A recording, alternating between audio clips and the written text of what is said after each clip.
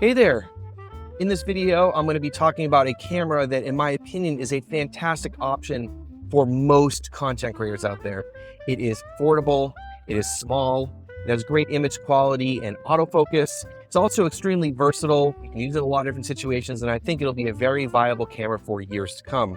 Now, if you're new to the channel, welcome. My name is Josh, and on this channel, I focus on deep dive reviews and tutorials, and all of my stuff is independent and unbiased. So if you're into that kind of stuff, you're in the right place, and maybe consider hitting subscribe. That would be awesome.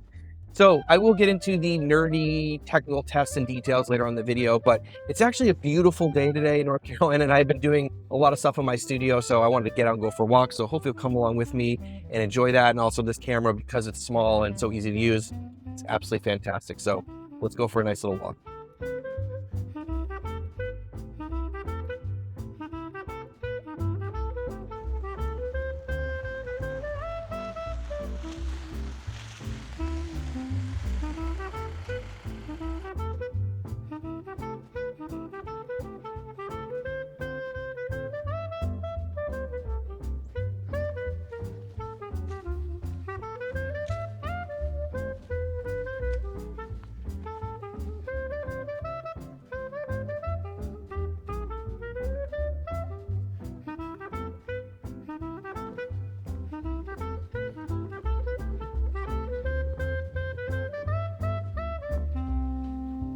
So the camera that I'm talking about is the camera that I'm currently shooting on, and that's the Sony ZV-E10 II. Now this is not a new camera, it's been out for a little while, and I've previously tested and reviewed the Sony FX30 and the A6700 on this channel, and all three of these cameras have the same sensor. So I'm really not surprised, of course, by the image quality and what the footage looks like coming out of this camera.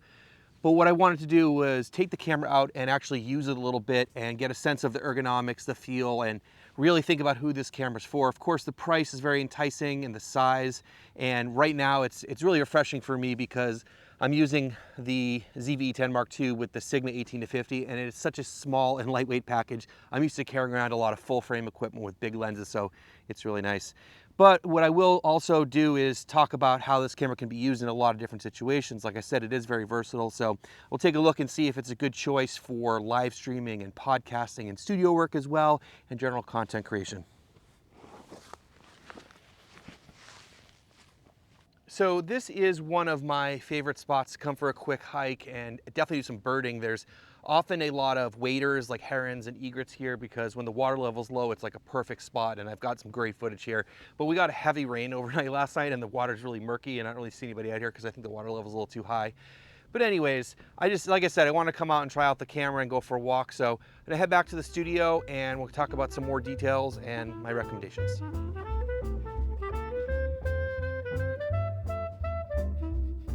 So hopefully you enjoyed that intro vloggy bit. It was a lot of fun to go out and go for a walk in the nice weather and get some hands-on experience with the camera and get some sample footage to share with all of you. So as you can see, the footage looks great out of the camera. If you're curious how I got some of those car shots, I started using this guy here. This is the first time I've actually used it. This is from Ulanzi. I picked this up recently to try to get some interior shots like that. I can't recommend this or not recommend it. That was the first time I really used it, but it was kind of fun. I would definitely not use it on the outside of your car, and probably nothing heavier than this setup. This is not a very strong setup. If you're curious about this, I will leave this linked down below. Now, before moving on to the rest of the review, I do want to mention that this camera was sent to me for loan from B&H Photo. So huge thanks to B&H for making videos like this possible. They've been a huge supporter of me in the channel, and I would really appreciate if you go check out B&H. There are links in the description for the ZV-E10 II and the Sigma 18-50 and all the gear that I use on a regular basis. So huge thanks to B&H for making videos like this possible. So like I said, I was using the ZV-E10 II and the Sigma 18-50, and this is the kit lens that's on here right now, and I will talk about this a little bit later on in the video.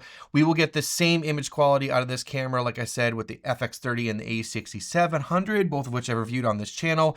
They all have the same 26 megapixel APS-C size sensor. This gives you a 1.5 times crop when you're comparing it with a full frame equivalent. You can record up to 4K 60 with a 6K oversampled, or maybe slightly less than 6K. Well, this gives you a really detailed and sharp image and gives you great image quality like you saw at the beginning of the video.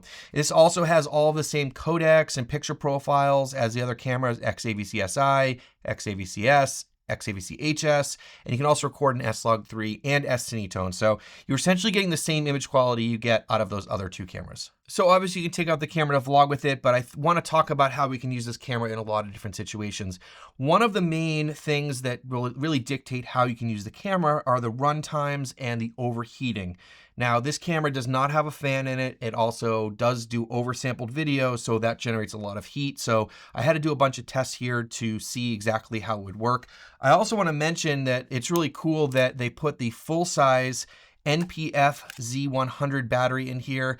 This is a battery that is used in all of their full-size alpha cameras. So the FX3, the A1, the A7 IV, all those cameras, they have the same battery. So you get a lot more runtime in this than you did in the first version, the ZV-E10 Mark I. So on all these tests here, they were done in my studio, which is around 72 degrees Fahrenheit. The auto temp setting was set to high. The screen was open and it was set on a tripod to give maximum airflow and keep the camera as cool as possible. I really do like to test it outside when it's warm out, but at the time of recording this video, all the testing was done either late January or currently in early February. I'm in North Carolina, so it's not warm outside. So keep that all in mind about run times and stuff. I can only test it in the environment that I currently have available, so it's not hot outside. So let's take a look at some of the runtime tests. All right, so the first test is 4K 24 frames per second, and this was just basic recording here. And the camera ran for 2 hours and 24 minutes when the battery died. No overheat warning, no issues whatsoever. I was actually really surprised with this result, but really happy to see that. Next, we did the 4K 60 test, and this time the camera did overheat. It only took 34 minutes when the camera overheated. Again, not surprising, but I don't know many people that do long run times in 4K 60, but it's a good benchmark to sort of see how the camera would do. Next up was 4K 24 with USB-C power delivery and also using an HDMI monitor. So often that will make the camera heat up more. But the camera ran for 3 hours and 40 minutes when I shut it off, and there was no overheat warning whatsoever.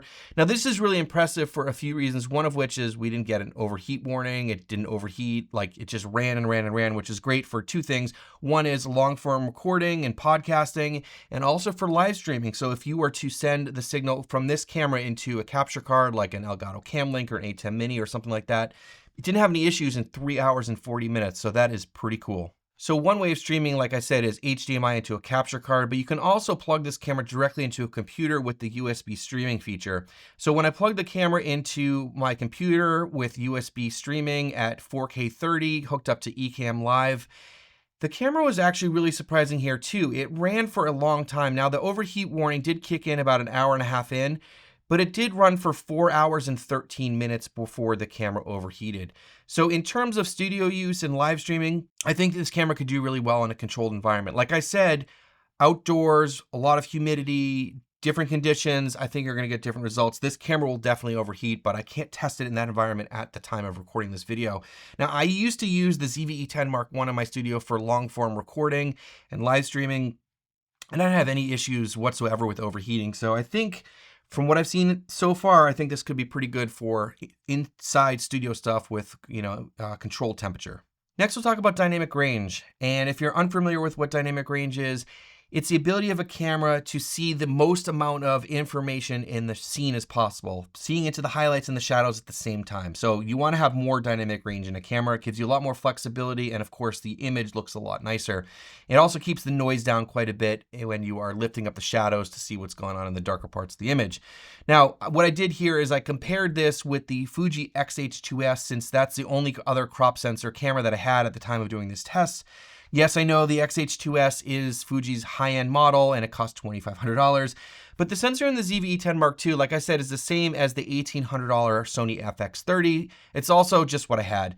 Now, I do want to take a minute to talk about noise reduction, because with most Sony cameras, they have built-in noise reduction and you cannot control it whatsoever, which is really disappointing. I think it would be really nice to have the ability to control it, but it is what it is. That's how Sony cameras work. Now, I originally did all of these tests with the default noise reduction in the X-H2S. but it's actually really aggressive. So I just turned it off, and all the tests that I'm going to show you in the dynamic range test and the low light tests, the X-H2S has no noise reduction in camera, and I didn't add any in post. So just please keep that in mind. So there are a few ways that I like to test dynamic range, one of which is looking at a really high dynamic range scene, which is me in a dark room next to a bright window. And the way that I do this is I expose for the highlights and make sure I don't clip the highlights, and then I sort of lift up the shadows and take a look and see what's going on there. And this is a serious stress test for a camera because you are really pushing the image to capture as much dynamic range as it possibly can. The second way I do this is looking at a latitude test or a push-pull test, and I'll talk about that in a minute. But first of all, let's take a look at the window test. All right, so here's the window test, and this is right out of camera, S-Log3 on the Sony and F-Log2 on the Fuji. And if you look, you can see there's actually a little bit of snow outside. It's like the one time a year that we get snow. Anyways, you can see here that the S-Log3 has a little bit more contrast. It looks like on the F-Log2 footage, the shadows are just a little bit lifted, but the highlights look really similar. So here it is after some grading and lifting the shadows. And take a look here. Like I said, I think the highlights look pretty similar. We'll double check and see how the highlight performance is when we do the latitude test. The shadows, in my opinion, are slightly different color, and I suspect this is from chroma noise on the Sony. I think the shadows on the X-H2S look a little bit more true. And then zooming in here to get a closer look at the shadows and the noise, I'd say the noise on the Sony looks a little bit blockier and smearier, probably has something to do with the built-in noise reduction. I'm not sure if this is going to come through on YouTube. The Fuji noise looks finer, and I don't see much chroma noise, just luminoise, and the Fuji seems to hold color better in the shadows. I've always really appreciated the noise pattern on the X-H2S. Next, we'll take a look at the latitude or push-pull test. This is one that I was mentioning just before the window test. Now, I do want to clarify something because there's a lot of misconception about this. This test is not to see if you can over or underexpose the camera, but it's really meant to see how well the camera performs in the extreme highlights and the shadows at the same time. Now, both of these cameras were exposed based on the camera manufacturer's recommendations for IRE on a gray card. So let's take a look at the latitude test. We'll start off by taking a look at the overexposure test. And the way that I do this is I purposely overexpose the camera, and then when I bring in the computer, I will lower the exposure in post to see how much I can recover in terms of highlight information. Most cameras I test are good through 4 stops over, and both of these cameras are good through 4 stops over. Once you hit 5 stops where it gets interesting. At 5 stops, I say the Fuji looks a little bit better, especially with the skin, but there's definitely a color cast overall. Getting into the underexposure test, both cameras look great at 1 stop under. When we hit 2 stops under, you start to see a difference where the Fuji looks a lot better. You're starting to see a lot more noise creep in on the Sony, and the Fuji holds color a lot better as well, even 3 stops under. Here at 4 stops under, the Fuji is performing extremely well, and you can start to see more and more of a difference between the two of them. I definitely say there's a significant difference in terms of the dynamic range and the shadow between these two cameras. But overall, like I said, the highlights look fairly similar with some pros and cons with both cameras, but because of the significant difference in dynamic range in the shadows for the X-H2S, I'd have to say the X-H2S has a significant amount more dynamic range than the ZV-E10 Mark II. But I want to put this in perspective because we're comparing a $1,000 camera to Fuji's top-of-the-line APS-C camera at $2,500. So if you're shooting the ZV-E10 in controlled lighting, you shouldn't have any issues. And in a lot of scenes outside, you still have plenty of dynamic range to shoot with. So I just wanted to compare it against something, and you could take a look and see how well this compares against a $2,500 camera. Next, we'll talk about low light. Now, I do want to mention that the base ISO of S-Log3 on the ZV-E10 Mark II is 800, but it's 1250 in F-Log2 on the X-H2S. So we'll start a comparison to 1250. Now, what's interesting is that Sony doesn't claim that the ZV-E10 Mark II has a dual base ISO, even though they do state that the Sony FX30 does. And again, same sensor, so that's pretty weird. Now, the X-H2S does not have a dual base ISO, so as we increase the ISO, we will see the noise increase. So here we are starting off at ISO 1250, and you can definitely see the noise reduction in action on the Sony camera because the noise has this sort of blockier and smearier look than on the X-H2S where it's a lot finer. I'm not really sure if this is going to come through on YouTube, but I can definitely see this on my screen here, and having used the X-H2S, I really do appreciate that noise pattern. And as the ISO increases, the noise reduction starts to kick in a little heavier on the Sony camera, but it does keep the noise under control pretty well in combination with the oversampling. You definitely see some chroma noise kicking in on the Sony. That's that colorful noise pattern versus on the Fuji. Remember, there's no noise reduction going on, but you definitely just get a lot more luminoise on the Fuji. So neither of these cameras are exceptionally good in low light, but I think they'll do decently well in the lower ISO range. Next, we'll talk about rolling shutter and sensor readout speed. If you're unfamiliar what this is, it's basically, when you have a camera that can read the sensor quicker, you don't get the same issues that you have with a sensor that has a slower readout speed. When it has a slower readout speed, you're going to get this jello-y, warpy kind of look when either the camera's moving quickly or subjects are moving quickly. So let's take a look at this camera. So here's a quick test, and I would have to say, just looking at the image here, that it's not great, but it's also not awful. You still get a little bit of that jello effect. And when I measured here in my studio, I measured it to have a sensor readout speed of 15.9 milliseconds in 4K 24. This kind of puts it in the middle. It's not terrible, but it's also not amazing. Next, we'll talk about stabilization. Now, this camera does not have any sort of physical sensor shift stabilization. It doesn't have an IBIS system in the camera. So you're really relying on the digital stabilization that's in the camera, any optical stabilization that's in lenses, or any other things like tripods and gimbals and that sort of stuff. So I'll do a couple quick tests. Now, for these tests, I did use the kit lens because it does have OSS, optical steady shot, and this has that lens stabilization, so we can at least get that in the mix as well. So let's take a look at some of the comparisons here. All right, so this is steady shot off. This is sort of the baseline. So this is no lens stabilization and no digital stabilization. I'm just walking, holding the camera, not trying to be careful whatsoever. So you get to see what it looks like without any stabilization whatsoever. Next is steady shot set to standard. So this is the lens stabilization in the kit lens with no digital stabilization. It doesn't look necessarily better, it just kind of looks different, but I wanted to show what this looks like. And lastly, I set the steady shot to active, definitely a lot smoother, but you can see it crops in, whereas it didn't in the standard. It's not perfect. You still seeing some shaking in the background, and it's not super smooth, but it's definitely better than no stabilization whatsoever. And comparing steady shot off with steady shot active here, you can sort of see the differences. You can see it crops in and sort of the difference in the smoothness. I don't think that this is a great replacement for an IBIS system, but I just want to show you the capabilities of it. Next, we'll take a look at a static shot. This is at 35 millimeters with steady shot turned off, so no stabilization. This is with it on standard, so this is with the lens stabilization. It definitely gets a lot smoother. And then this is steady shot at active, so this is the lens stabilization plus the digital stabilization. So I think for a static shot where you're just trying to hold a shot like that, I think the stabilization and the lens and the digital work really well. It's just not great for walking and that sort of stuff. But I do have to say, this is a great candidate for gimbal work because the camera is so light. So you could get a very small gimbal, or even if you have your full-size gimbal, if you throw this on there, it's going to weigh nothing and you could be able to work all day with it. So again, this camera is not really surprised. This camera does not have IBIS, so it's not going to be super great for stabilizing the image. But those are the limitations with this camera. Next, talk about the build quality, the ergonomics, and the sort of usability of the camera in terms of the physical features of it.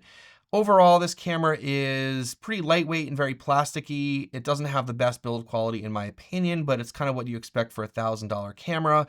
It does not have an electronic viewfinder, so no EVF, and it does have a flip out rotatable screen for filming yourself and filming at different angles. So let's give you a tour around the camera here. So on the top here, we have the hot shoe adapter. We have a mic array here. I think it has a couple different mics for different angles and that sort of stuff. We have a switch here to go from photo to video to S&Q. S&Q is slow and quick mode. So that's for doing, slow motion and time lapses. So I love S&Q mode on the Sony cameras. We have an exposure dial here. We have one up here on the top and then the wheel on the back. So we have two, but there isn't one on the front. So we only have two exposure controls. Finishing up on the top here, we have the record button. We have a custom button here. And then we have the on-off switch, which I love. That's right here. It's easy to access. And then we have the zoom rocker here, which in my opinion, I don't love because I don't generally use clear image zoom. Clear image zoom is a way that you can use a digital zoom on this camera. Now, if you do have a lens like this one, this power zoom PZ, you can control the zoom with this. And I think that was pretty cool. But for me, because this is a smaller bodied camera, I kept on knocking this and turning clear image zoom on and off by accident. So I actually disabled it in the camera. And on that point, it does have a decent sized grip for the size of the camera, but it is still fairly small. There's nowhere to put your pinky. And it doesn't completely fill up my hand. But again, this is a small, lightweight, fairly inexpensive camera. So again, it's kind of what you expect with the size.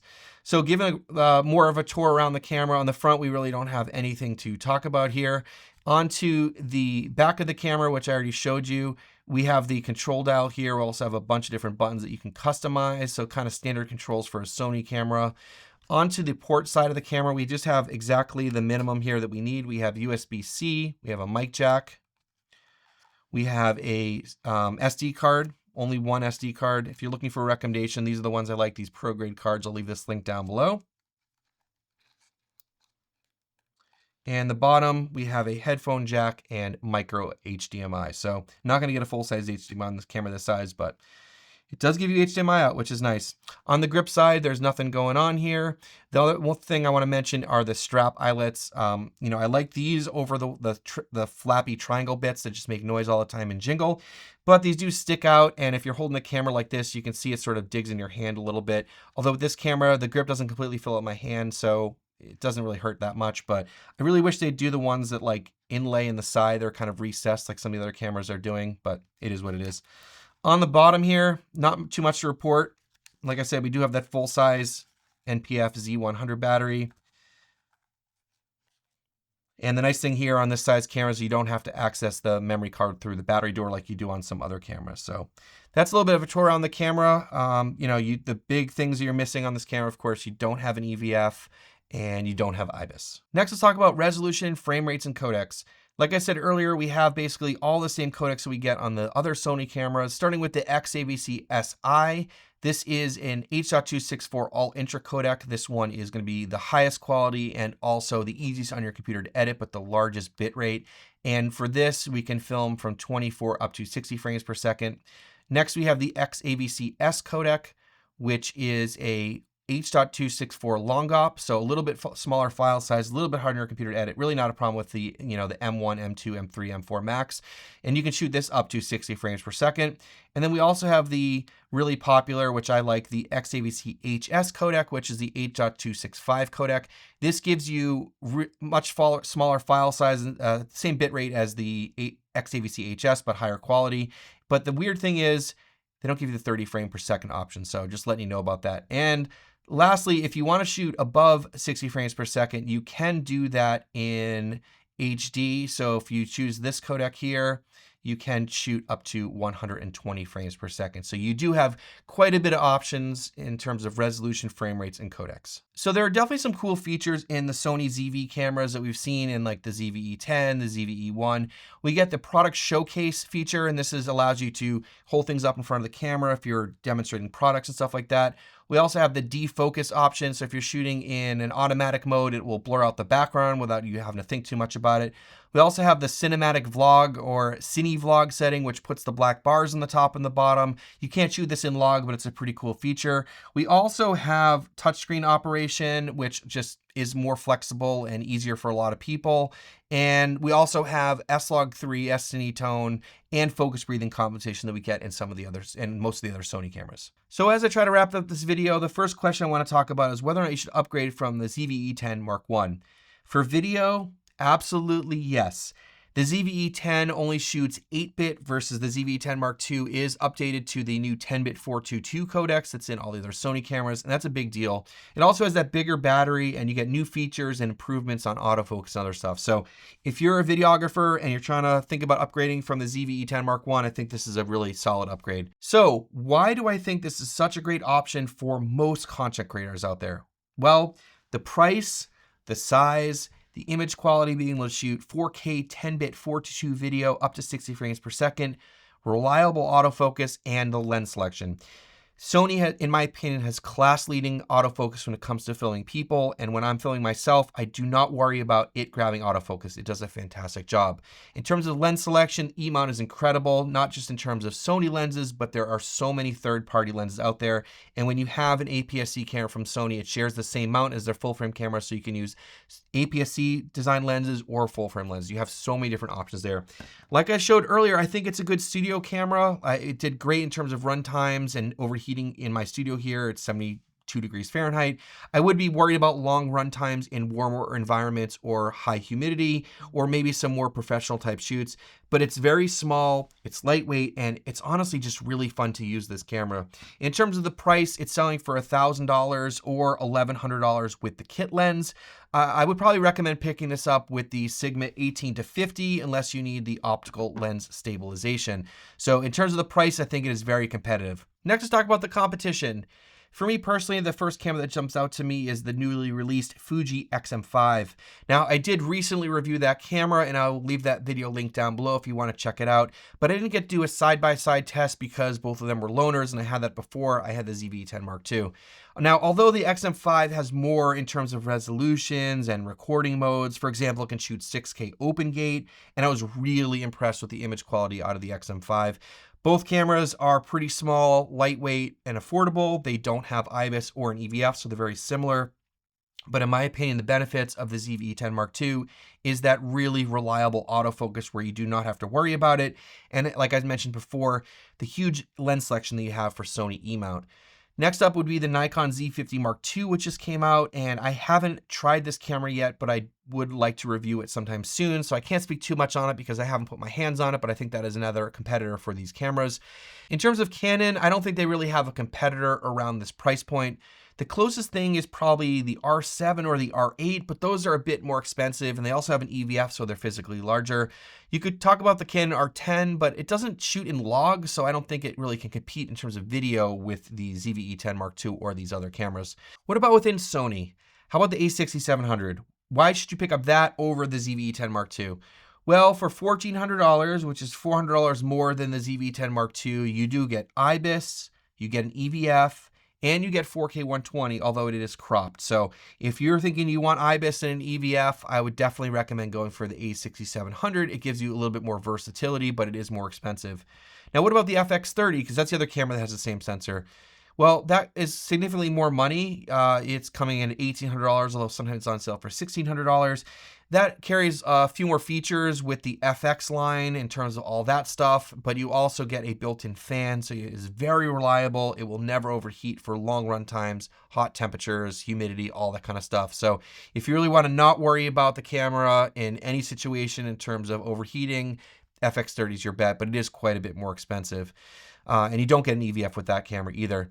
The cool thing here with these three cameras is maybe if you're interested in the sensor and the price point and stuff like that, you could get one of each. So you have like an A/B cam and they're going to match perfectly because they have the same sensor. So overall, I'm pretty impressed with this camera, and like I said, for most people out there, this is a fantastic option as long as you understand its limitations. But you're going to get great image quality, autofocus, lens selection, all the stuff that comes along with Sony cameras. So if you enjoyed this video, please hit subscribe. It would be greatly appreciated. Thanks so much for watching.